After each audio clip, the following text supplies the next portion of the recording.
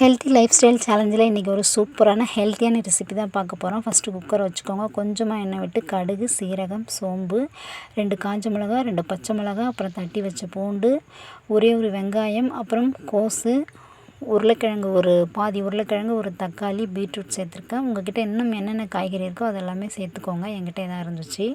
அப்புறம் ஊற வச்ச பாசிப்பருப்பு ஒரு 1/2 கப், அப்புறம் 3/4 கப் வந்து கோதுமை நொய், சம்பா கோதுமை நொய், அதை எடுத்து எல்லாத்தையுமே மிக்ஸ் பண்ணி தண்ணி கொஞ்சம் தாராளமாகவே வச்சுக்கோங்க.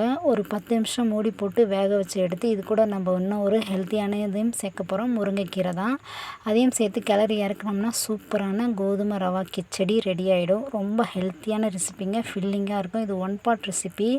டக்குன்னு ஈஸியாக 10 நிமிஷத்தில் பண்ணிடலாம்.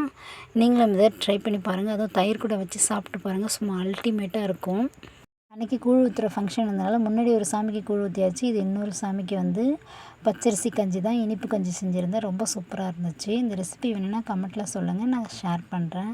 எல்லாமே எடுத்து வச்சு ரெடி பண்ணி வச்சுட்டு விளக்குக்கு எல்லாமே பூ போட்டு எல்லாமே ரெடி பண்ணி வச்சுட்டு நானும் கோவிலுக்கு கிளம்பிட்டேன். போய் கூழ் ஊற்றுற ஃபங்க்ஷனை சிறப்பாக முடிச்சுட்டு வீட்டுக்கு வந்தாச்சு. உங்களை நெக்ஸ்ட் வீடியோவில் பார்க்குறேன்.